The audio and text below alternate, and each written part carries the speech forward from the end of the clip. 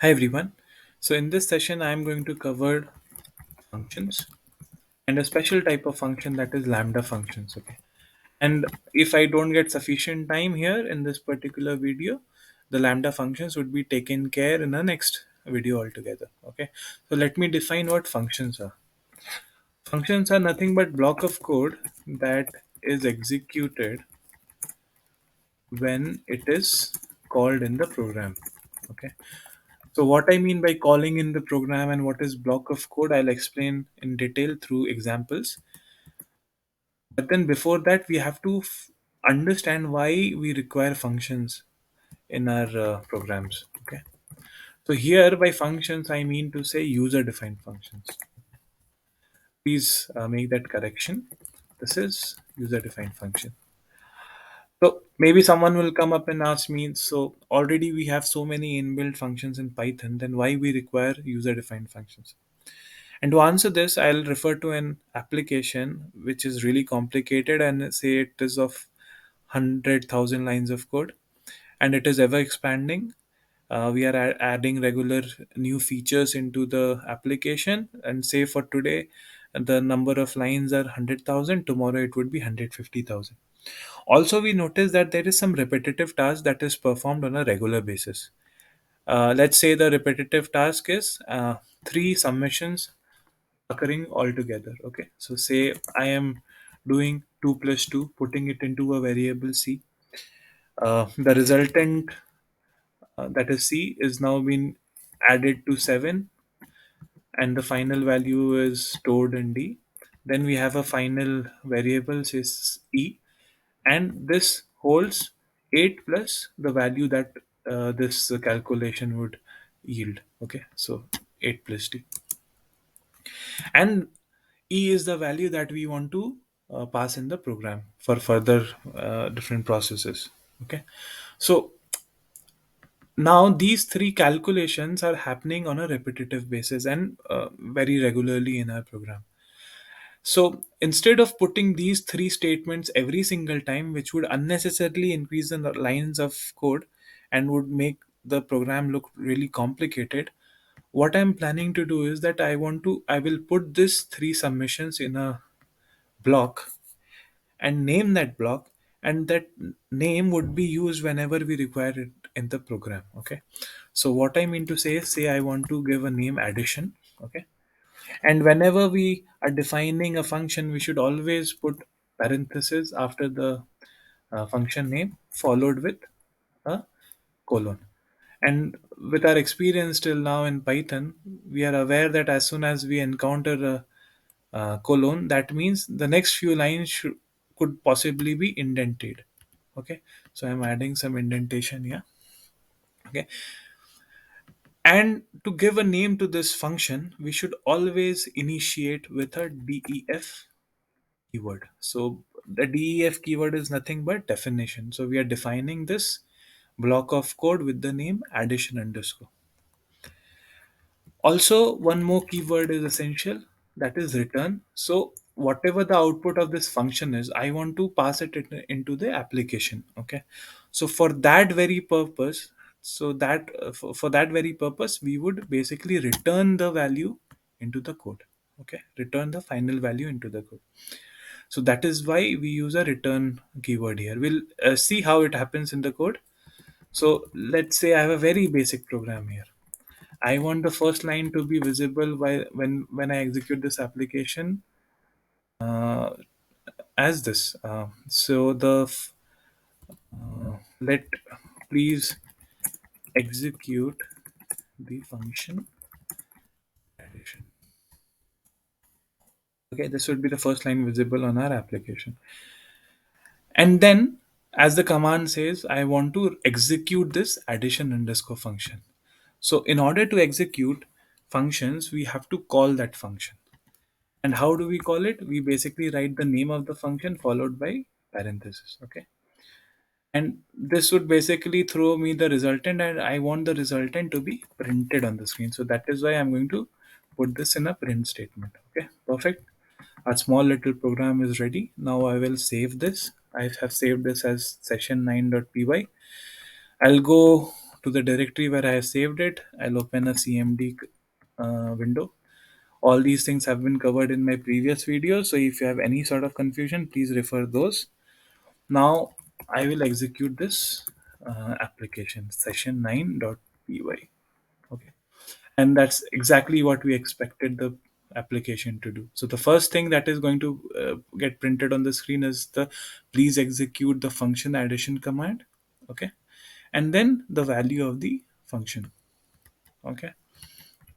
Now coming back to my application, say I want to make this function be very flexible. So instead of having a 2 plus 2 here, I want two variables here, say a and b, and the a and b values has to be passed through the uh, through the function name or function calling itself. Okay.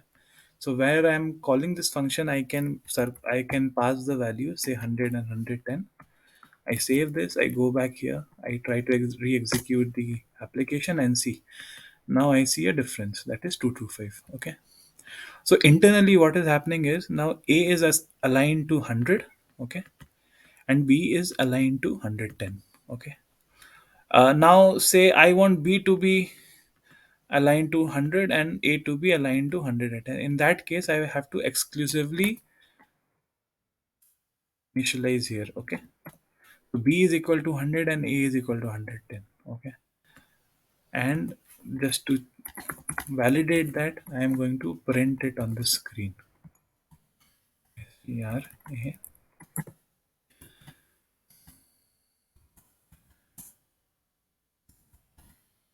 STR B.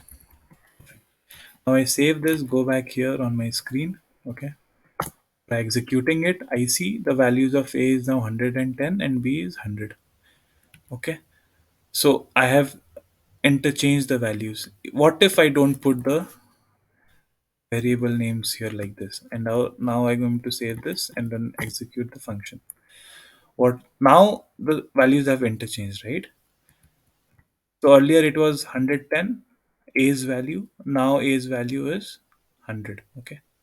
And correspondingly B's value have also changed. Okay. So but the final calculation remains same.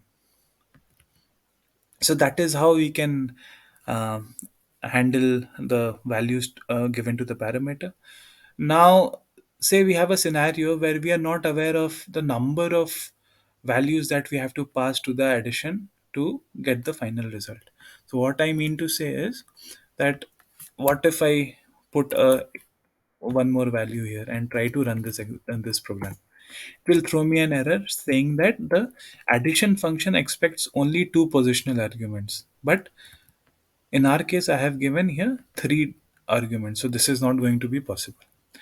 To handle such scenarios where we are not aware of how many arguments are to be passed, in that case, we are going to use concept of say asterisk args and double asterisk kwargs. Okay. So I'll show you how exactly I am going to handle that scenario. Okay. Let me make some changes in the program. Let me define some underscore value as 0. Okay.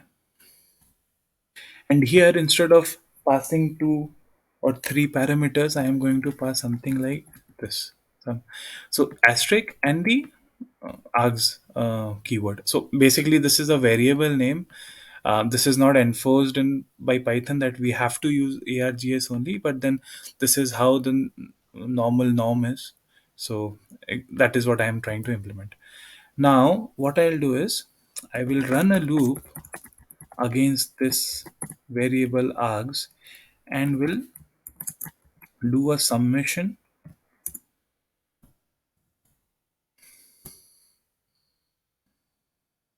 So for every single value of I, it would be getting added to this variable sum underscore 0.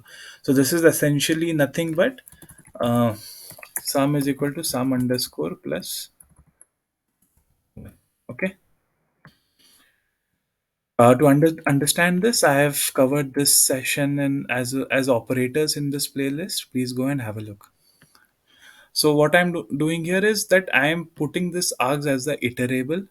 I is the iterator. So this iterator iterates through this iterable, and for every single value of I, we are summing it to the sum underscore value, and the final value is stored back in sum underscore. Okay.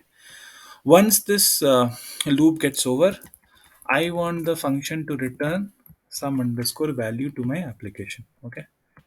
So now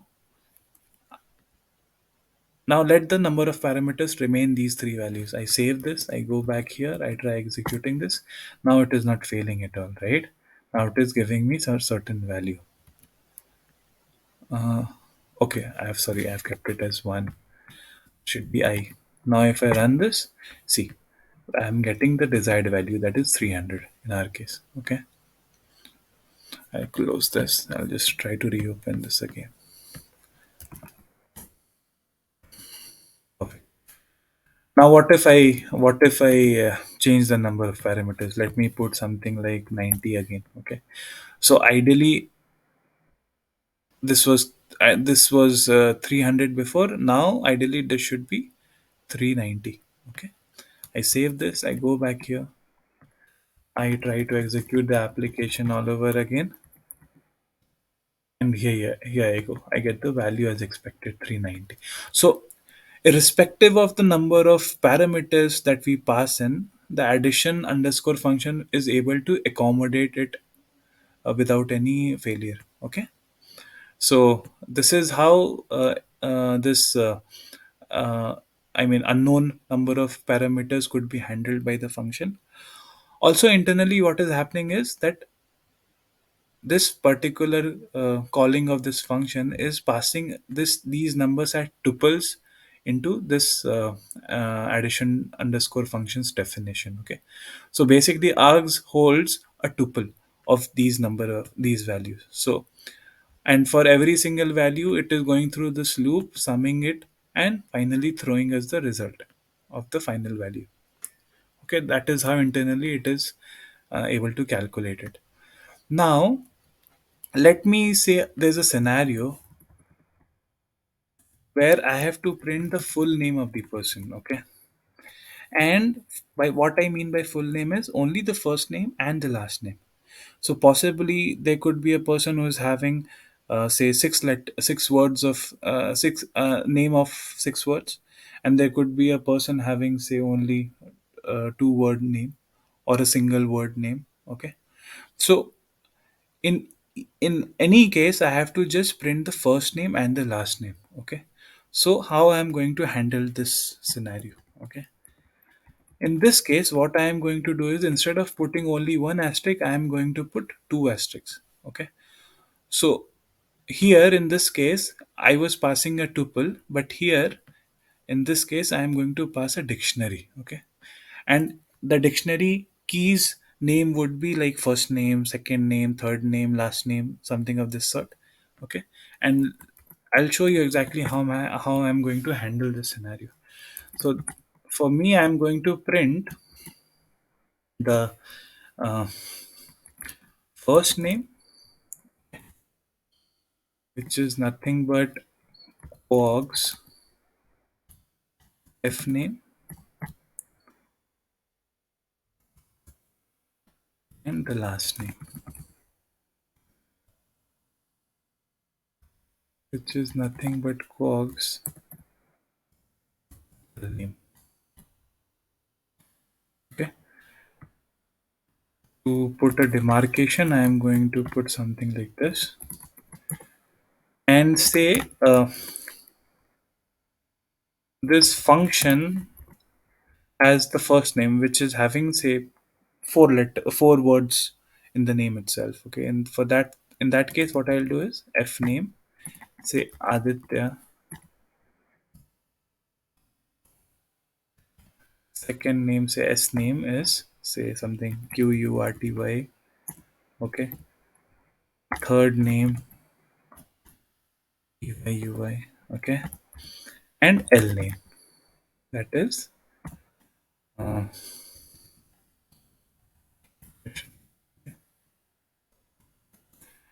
Let me give one more name. Say f name is Amit. There is a second name which is Kumar. Okay. And there is the last name which is Singh. I save this. Okay. So now if I save and try to execute this program, I am getting only the first name and the last name of the names that I have provided in the program. Okay. So irrespective of how many words the name contains, it is always going to always going to get pick the first name, that is f name, and the l name, and accordingly it will act. Okay. So essentially here we are passing a dictionary into the function, okay, into this function full name, okay, and each dictionary is having keys like f name, s name, t name, l name, and its corresponding values. And out of this dictionary, I am only picking the f name and the l name. Okay.